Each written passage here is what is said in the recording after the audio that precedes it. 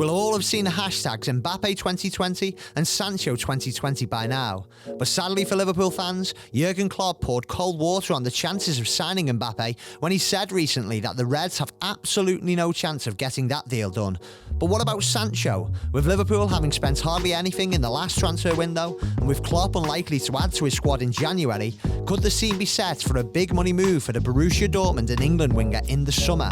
Dortmund have so far been determined to keep hold of Sancho, but the rumours suggest their stance could soon change.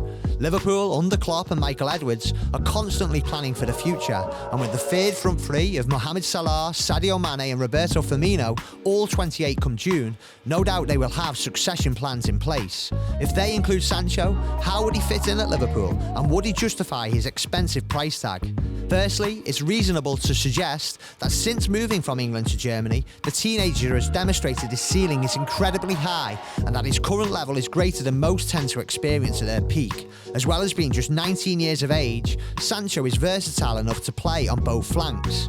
The Englishman is right-footed though, which perhaps indicates that he is better suited to Mane's left-sided role at Liverpool, as that would allow him to cut inside before shooting. Sancho has amassed around 5,200 first-team minutes for Dortmund since his arrival in August 2017, and in that time he seems to have presented the image of a creator rather than a scorer. He's found the net 18 times while making 26 assists, and the numbers beneath the surface capture his inventive spark further. Sancho only tends to average around 1.5 shots per 90 minutes in the Bundesliga, which is far fewer than Mane's Premier League average around 2.4 and Salah's 3.8. His goal scoring would undoubtedly have to improve at Anfield, but that shouldn't be a concern, as Klopp has proved to be a master when it comes to improving the offensive output of his attacking players. If Sancho's scoring prowess was boosted, then he would combine that with an innate ability to create. The former Manchester City youngster has assisted 2.1 shots per 90 in the Bundesliga, which is notably more than Mane and Salah in the Premier League, and he also attempts dribbles more frequently, with around 8.8 per 90 compared to 4.6 and 5.9 respectively. Also, expected assists offers an insight into whether a player deserves an assist or not, regardless of whether the chance he created was finished by his teammate. Last season, 203 players accumulated more than 1,500 minutes in the Bundesliga, with Sancho finishing 4th for XA per 90, which essentially means that only 3 players were more likely to set up a goal.